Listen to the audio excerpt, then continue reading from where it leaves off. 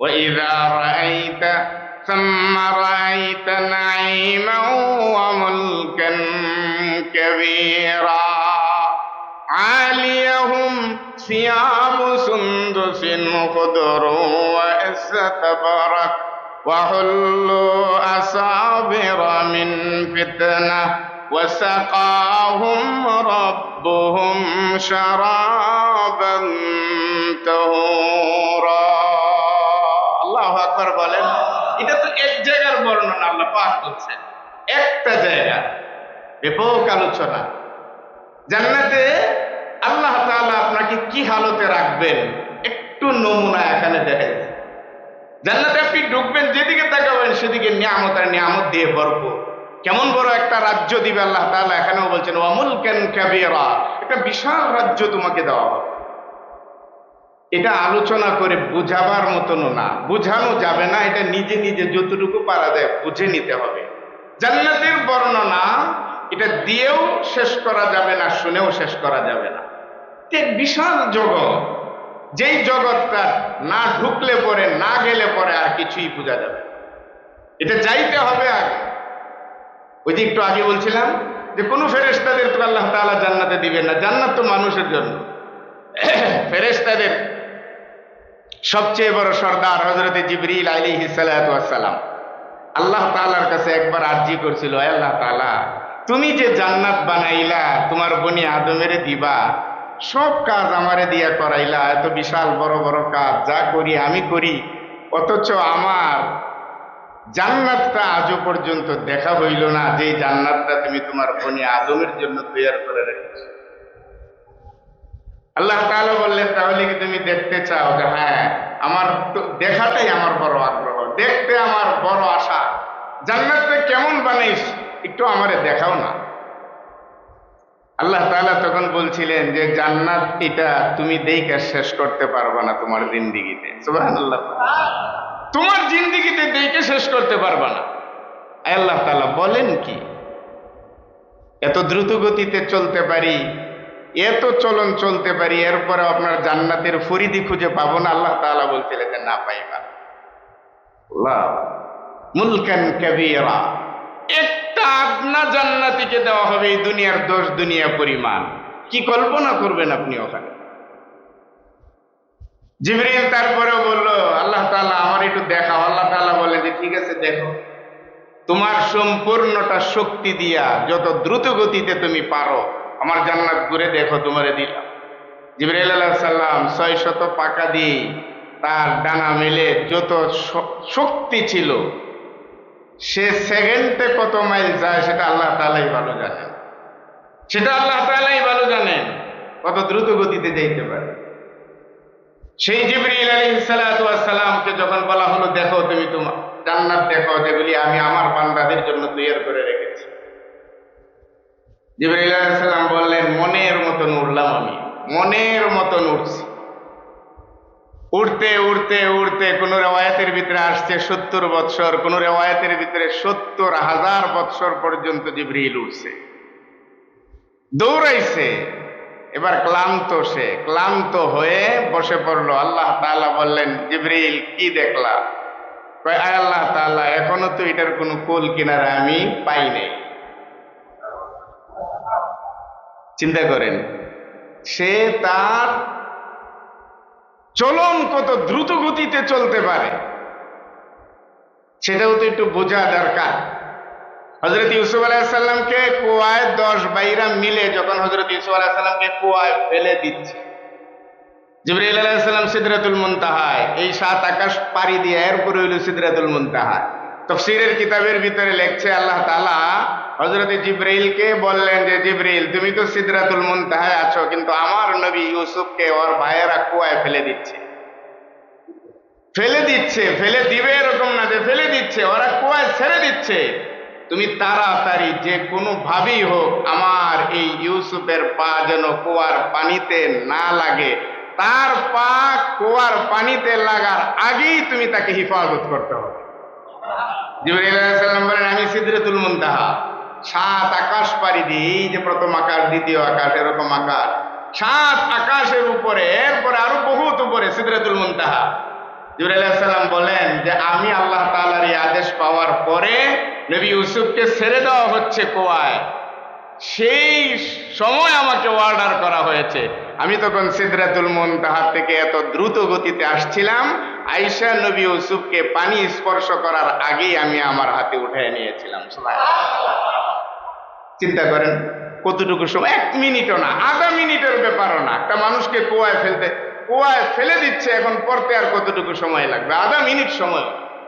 সেই সময়ের ভিতরে এত রাস্তা পাড়ি দিছে, পাড়ি দেওয়ার পরে আয়েশা সে আটকাইছে, পানিতে পড়তে দেয় নাই। সেই জিবরাইল সেই গতি দিয়া আল্লাহর জান্নাতে 70,000 বৎসর চলার পরে আল্লাহ জিগাইলেন কি দেখলা?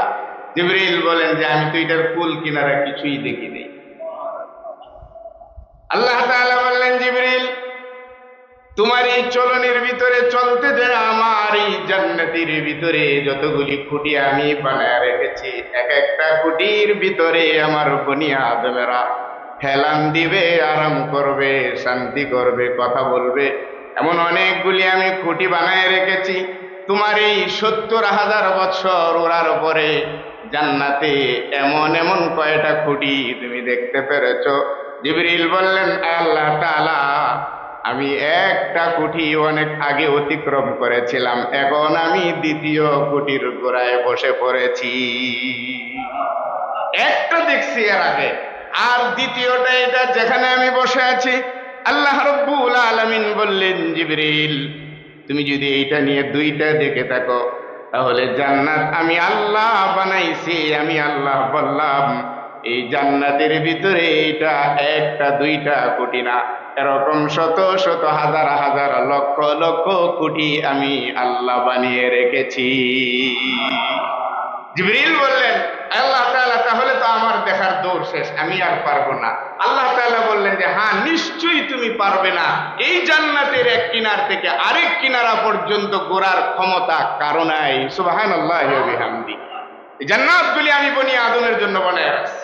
আল্লাহু আকবার বলবেন। কি সাজ সরঞ্জাম! আল্লাহ রাব্বুল আলামিন বলেন সেই জায়গার ভিতরে যেখানে তাকাবে সেখানেই শান্তি, যেখানেই বসবে সেখানেই শান্তি। শুধু সাজবে আর বসে থাকবে এমনটা না, ওখানে তার মনে যা চাইবে একটা জান্নাতীর, তার দুনিয়ার জীবনটাকে সে নিয়ন্ত্রণ করেছিল, যা চায় তা তার জীবন রে করতে দেয় নাই। জান্নাতের ময়দানে আজকে আল্লাহ রাব্বুল আলামিন বলবেন যা ইচ্ছে তা করো, কোনো বারণ তোমাকে করা হবে না, কোনো নিষেধ নাই। দুনিয়ার জীবনটা নিয়ন্ত্রণ করেন যুবক ভাইয়েরা আমার, দুনিয়ার জীবনটাকে নিয়ন্ত্রণ করো।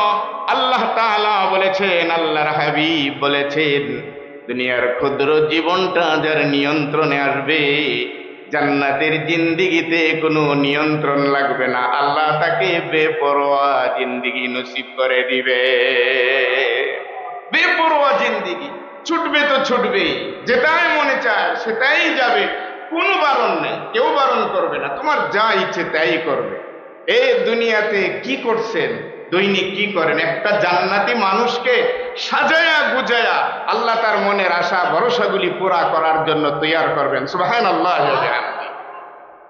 একদিনে কয়টা জামা পাল্টান?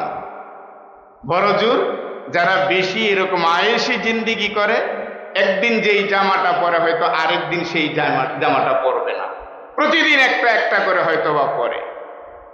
কারো তো এক জামা 1 সপ্তাহ চলে যায়, দুর্গন্ধ হয়ে যায়। জান্নাতের অবস্থাটা কি জানেন? আল্লাহ তাআলা বর্ণনা দিচ্ছেন যে জান্নাতে এক একটা জান্নাতি দৈনিক 70 বার, কম পক্ষে 70 বার দৈনিক তার পোশাক পরিবর্তন করবে। সুবহানাল্লাহ। কি মজা, কি আনন্দ!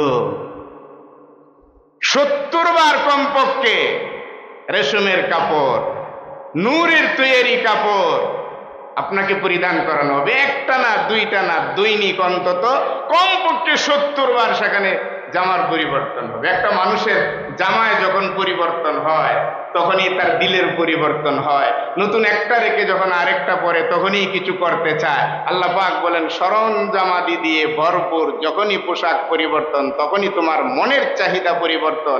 যখনই মনের চাহিদা পরিবর্তন, মনের চাহিদা পুরা করার জন্য আমার জান্নাত আমি আল্লাহ তৈয়ার করে রেখেছি। সুবহানাল্লাহ। মন চাইবে আর পুরা করতে পারবে না, এটা হতে পারে। তোমার মন চাইছে এরপরে তুমি পুরা করতে পারবে না, এরকমটা না। মনে যা চাইবে ওয়ালাকুম ফিহা মা তাশতাহি আনফুসুকুম ওয়ালাকুম ফিহা মা তাদউন নুজুলাম মিন গফুরির রহিম। একটা কথা মিথ্যা নয়, কোরআনে কারিমে আল্লাহ রাব্বুল আলামিন বলেছেন মানুষের আরে দুনিয়ার জিন্দিগি যা চায় তাই পায় এমনটা হতে পারে না। আখিরাতের জিন্দিগি হলো যা চাইবে তাই পাইবে।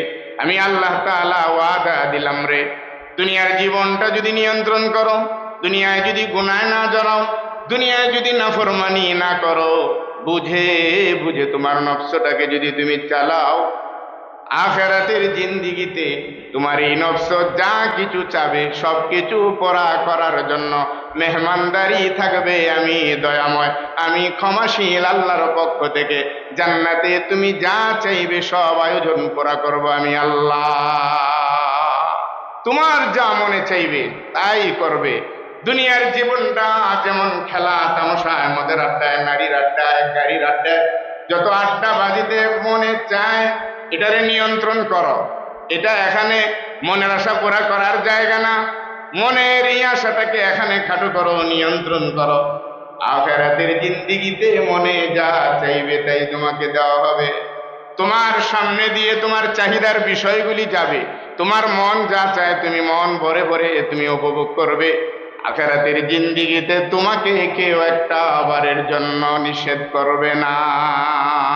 সূরা আর রহমানটা পড়লেন, সূরা আর রহমানটা পড়লেন, ওখানে এরপরে বাংলা অনুবাদ দেখেন আল্লাহ তাআলা কিভাবে কি করবেন। সূরা দাহার পড়বেন, সূরা দাহারের ভিতরে আল্লাহ তাআলা কিয়ামত হয়ে যাওয়ার পরে আখিরাতের জিন্দিগিতে কিভাবে আপনার জীবনটাকে সাজাবেন। মুত্তাকিইনা ফিহা আলাল আরাইক লা ইয়ারাউনা ফিহা শামসান ওয়ালা জামহারিরা ওয়াদানিয়াতান আলাইহিম যিলালুহা وَظُلِّلَتْ قُطُوفُهَا تَذْلِيلًا।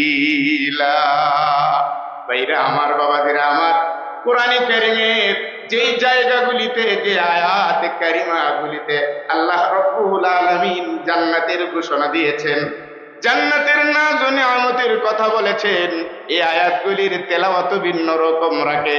ওই আয়াতগুলির তেলাওয়াতের ভিতরে মিষ্টান্নতা রয়েছে। জান্নাতের আলোচনা যে আয়াতগুলিতে রয়েছে সেই আয়াতগুলির তেলাওয়াত দিলের ভিতরেও অনেক আনন্দ আর মজা লাগে।